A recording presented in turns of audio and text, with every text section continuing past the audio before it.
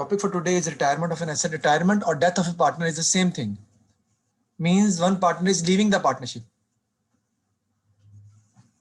Mean that the partner is basically leaving the partnership either because of death or because he has no more interest in partnership and he is leaving the partnership. Previously, we were discussing about admission of the partnership. So the entries of goodwill will be little different in retirement. What is the difference we are going to discuss today? Admission हम पढ़ चुके हैं. तो retirement of partner में क्या होगा? Goodwill is distributed and reinstated in the business among all partners ABC with all ratio. अब क्या होगा कि जो एंट्रीज थी गुडविल की थोड़ी बदल जाएंगी, क्योंकि हम क्या करते हैं, हम एडमिशन में करते थे goodwill is distributed among old partners with old ratio.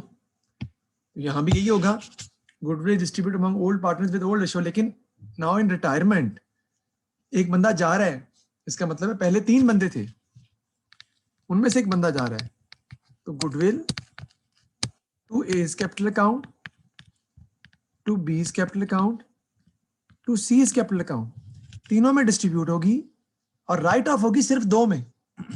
उसके रिवर्स हो जाएगा. क्यों? क्योंकि भाई रिटायरमेंट से पहले 3 पार्टनर्स मौजूद थे, तो तीनों को गुडविल का हिस्सा दिया जाएगा और फिर गुडविल राइट ऑफ हो जाएगी न्यू पार्टनर्स में, जो कि पुराने जो कि 2 पार्टनर्स रह जाएंगे. Remaining partners will be written out between new 2 partners which are the remaining partners according to new profit sharing ratio. तो अगर हम इस क्वेश्चन में देखें तो 2 पार्टनर्स जो हमारे थे, 3 पार्टनर्स जो हमारे थे, 9000 was the goodwill and it is distributed among 3 partners equally.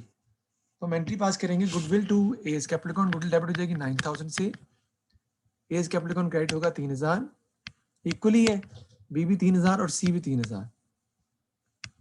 ठीक है जी. यानी goodwill distributed among old partners with old ratio. Old ratio equal थी और ओल्ड पार्टनर्स 3 थे, because in the retirement, in the case of retirement there are 3 old partners and goodwill is distributed among all 3 old partners equally. Now it is going to be written off. तो write off कैसे होगी? Here goodwill is 9000 and there are 3 old partners of business A, B and C. So this entry shows that goodwill is distributed with equal ratio among old partners. Now C retires from the business. So now goodwill will be written off from business with new ratio which is 3:2 among all partners, जो कि अब सिर्फ 2 ही रह गए हैं, या new partner जो कि अब 2 ही रहे हैं, ए और बी, और रेशियो उनकी 3:2 हो गई है. तो हम राइट ऑफ कर देंगे अब A's capital account, B's capital account to goodwill account.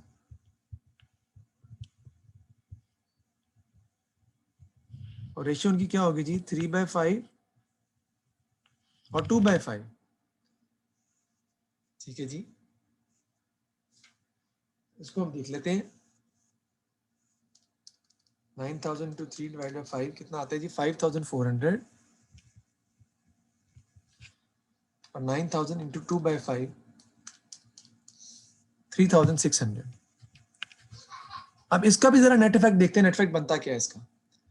देखें, ए के अकाउंट में क्रेडिट हो रहा है 3000 लेकिन डेबिट हो रहा है 5400. ए को ओवरऑल लॉस हो रहा है 2400 का.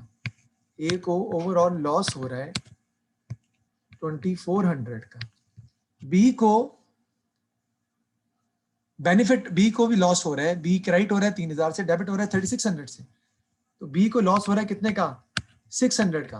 और आप गौर करें 2400 प्लस 600, ये 3000 सी के कैपिटल अकाउंट में क्रेडिट हो गया है, जो वो जाने से पहले अपने घर लेकर जाएगा. क्योंकि सी ने भी बिजनेस में अपनी गुडविल बनाई हुई थी, लिहाजा वो अपने गुडविल का हिस्सा बिजनेस से लेकर जाएगा along with all the amount of capital which will be given to him in the form of cash or through loan. तो 2400 का 2400 का लॉस हुआ है ए को ओवरऑल, और बी को हुआ है 600 का. और ये loss basically has been enjoyed और taken up by C which is credited by 3000. अब मेरा सवाल आपसे ये है, बड़ा सिंपल सा, कि ए और बी कैपिटल अकाउंट 2400-600 से कम हुए और सी का बढ़ गया, इसकी वजह क्या है?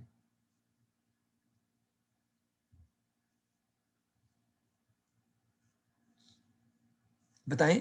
एडमिशन में तो एंट्रीज हमने डिफरेंट की थी ना, उसमें ओल्ड पार्टनर में डिस्ट्रीब्यूट करते थे वो ए और बी होते थे, और न्यू पार्टनर में राइट ऑफ करते थे वो ए बी और सी होते थे। यहाँ भी ओल्ड पार्टनर में डिस्ट्रीब्यूट किए गुडविल, लेकिन ओल्ड पार्टनर ए बी और सी है, और राइट ऑफ हुई है न्यू पार्टनर्स में, क्योंकि सी चला गया है तो ए और बी ही न्यू पार्टनर है, उनमें राइट ऑफ हो जाएगी। मेरा सवाल ये है कि ए और बी की कैपिटल ए और बी की कैपिटल अकाउंट जो है वो कम हुए हैं 2400-600 से, जबकि टोटल से 3000 से सी कैपिटल अकाउंट क्रेडिट हुआ है, क्या इसकी वजह है?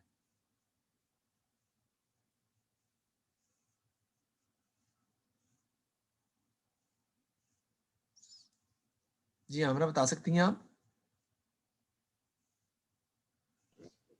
पता नहीं सर। देखें बेटा, सी रिटायर हो रहा है, सी रिटायर हो रहा है, तो सी has told A and B that in the last 10 years we have created an amount of goodwill which is 9,000, and because my profit and loss sharing ratio is equal along with you, so 3,000 of the goodwill should be given to me because I am leaving. So goodwill which is not recorded in the books of accounts will be recorded, और हम goodwill को as asset debit करेंगे और सी के capital account में उसको 3,000 रुपया दे देंगे। और कौन देगा? ए और बी देंगे ना, क्योंकि ए और बी ने उसको गुडविल के पैसे देने हैं, तो ए अपनी गुडविल में से 2400 रुपया दे देगा सी को, और बी दे देगा 600, और वो गुडविल के पैसे सी के कैपिटल अकाउंट में क्रेडिट हो जाएंगे, क्योंकि वो अपने हिस्से की गुडविल भी लेकर जाएगा जो उसने पिछले 10 सालों में बनाई है। सी जा रहा है तो क्या उसने पिछले 10 साल पार्टनरशिप में हिस्सा नहीं लिया? क्या उसने बिजनेस को सक्सेसफुल नहीं बनाया? क्या उसकी वजह से गुडविल क्रिएट नहीं हुई? अब वो बिजनेस छोड़ के जा रहा है तो भाई उसको गुडविल के पैसे भी तो देने हैं ना, इसलिए उसका कैपिटल अकाउंट 3,000 से बढ़ गया और ए और बी के डेबिट कम हो जाएंगे 24 और 600 से। ये मैं नेट इफेक्ट शो कर रहा हूं समझाने के लिए।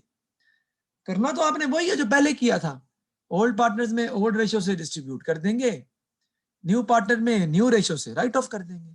पहले भी यही किया था, चेक कर लें आप। एडमिशन के केस में भी यही किया था, आप चेक कर सकते हैं। मसला ये था कि उसमें ओल्ड पार्टनर होते ही दो थे, तो ओल्ड पार्टनर में ओल्ड रेशियो से डिस्ट्रीब्यूट कर देते थे, और उसमें न्यू पार्टनर 3 थे तो न्यू पार्टनर में न्यू रेशियो से राइट ऑफ कर देते थे।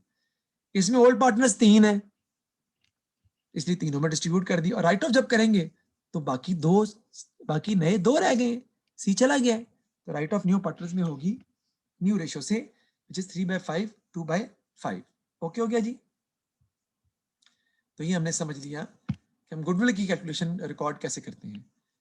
उसने लिखा हुआ जी, here goodwill is 9,000 and there are 3 old partners of business। अच्छा हो गया है।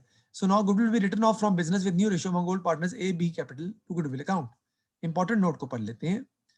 Following should be taken into account when doing the above treatment of for goodwill। If goodwill already appears in the balance sheet, अगर balance sheet में goodwill पहले से show हो रही हो, तो हम ये सपोज करते हैं कि हम गुडविल डिस्ट्रीब्यूट ऑलरेडी कर चुके हैं। उस सूरत में हम सिर्फ एंट्री पास करते हैं which is equal to full value of goodwill so calculated। there is no entry is required to be passed। हमें एंट्री पास करने की जरूरत नहीं है, सिर्फ गुडविल राइट ऑफ करेंगे और बस। क्योंकि अगर गुडविल बैलेंस शीट में शो हो रही है उसका मतलब है आप गुडविल को रिकॉर्ड कर चुके हैं बुक्स में, आपको दोबारा से रिकॉर्ड करने की जरूरत नहीं है गुडविल को।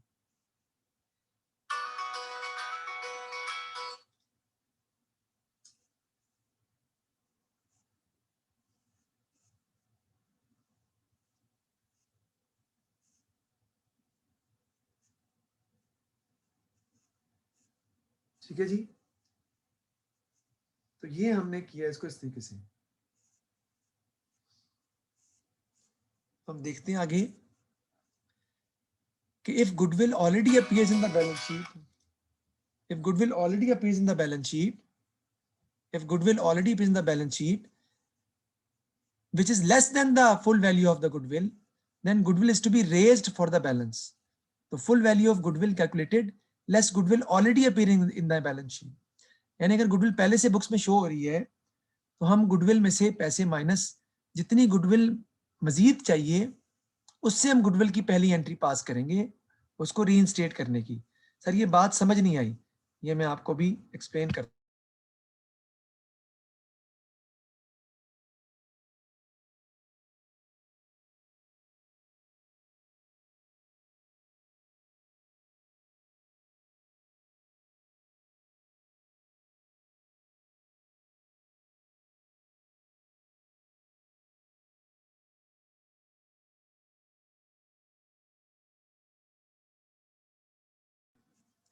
देखिए अगर बैलेंस शीट में इसी क्वेश्चन के अंदर इसी क्वेश्चन में अगर बैलेंस शीट में गुडविल शो हो रही होती बैलेंस शीट में कितनी 5000, उसका मतलब है कि गुडविल से 5000 से आप ये तीनों में 5000 की गुडविल डिस्ट्रीब्यूट कर चुके हैं. तीनों में 5000 की गुडविल डिस्ट्रीब्यूट कर चुके हैं. तो आपने ये एंट्री या 6000 कर लेते हैं. तो फिर आपने ये पहली एंट्री पास करनी थी goodwill to A B and C कितने से 1000 1000 1000 और यहां पे कितना आना था 3000. क्योंकि if goodwill is already appearing in the balance sheet it means that is already distributed in the capital account of A B and C. तो वो 2-2000 पहले ही आप कैपिटल अकाउंट में क्रेडिट कर चुके हैं. तो फिर आप सिर्फ जितनी गुडविल बाकी रह जाएगी यानी 3000 की उससे आप गुडविल को डिस्ट्रीब्यूट करेंगे या रिकॉर्ड करेंगे. हाँ राइट ऑफ की एंट्री सेम होनी है, उसमें कोई चेंज नहीं है, सिर्फ चेंज आएगा पहली एंट्री में. अब आपका सवाल उठता है कि सर ऐसा क्यों करेंगे. तो मेरा आपसे सिंपल सा सवाल है, क्या हम गुडविल को बुक्स में रिकॉर्ड करते हैं. पहला सवाल मेरा आपसे ये है, बताएं क्या हम No. जी हम गुडविल को बुक्स में रिकॉर्ड नहीं करते हैं. लेकिन जब पार्टनरशिप चेंज आता है एडमिशन का रिटायरमेंट का तो हम गुडविल को पहले रिकॉर्ड करते हैं फिर राइट ऑफ करते हैं. रिकॉर्ड इसलिए करते हैं दिखाने के लिए नए पार्टनर को या ओल्ड पार्टनर जाने वाले को कि उसकी एक्चुअल पोजीशन क्या है. अगर गुडविल बैलेंस शीट में 6000 की शो हो रही है तो उसका मतलब है कि ए बी और सी ने 2-2 गुडविल ऑलरेडी अपने कैपिटल अकाउंट में ऐड कर दी हुई है. तो फिर पहली एंट्री जो आप पास करेंगे वो 9000 से नहीं करेंगे, वो 3000 से करेंगे, जाएगी इक्वली 1000. और राइट ऑफ करने वाली जो अगली एंट्री है वो सेम होनी है, उसमें कोई चेंज नहीं है क्योंकि गुडविल तो हमने बुक्स में रिकॉर्ड करनी ही नहीं है. तो 6 वाली भी जाएगी, उसको भी फारिग करेंगे और 3000 वाली को भी फारिग करेंगे. तो गुडविल क्रेडिट होगी पूरे 9000 से और डेबिट होगी 5400 और 3600 से. ये बात समझ आई आपको. तो क्वेश्चन में उसने इसीलिए यही बताया हमें कि अगर तो क्वेश्चन में क्या बता रहे हैं सेकंड पॉइंट में, if goodwill is already appears in the balance sheet which is less than the full value of goodwill, जो कि 6000 है 9000 नहीं है, कम है, then goodwill is to be raised, हम गुडविल डिस्ट्रीब्यूट करेंगे रेज करेंगे for the balance remaining amount में. यानी फुल वैल्यू ऑफ गुडविल जो कैलकुलेट किए 9000 लेस गुडविल ऑलरेडी अपीयरिंग 6000, 3000 से गुडविल की एंट्री पास की जाएगी. ये बात हो रही है पहली एंट्री की. दूसरी एंट्री में कोई चेंज नहीं है, दूसरी एंट्री आपने पास करनी ही करनी है, वो आप एज इट इज पास करेंगे, उसमें एज सच कोई चेंज नहीं है.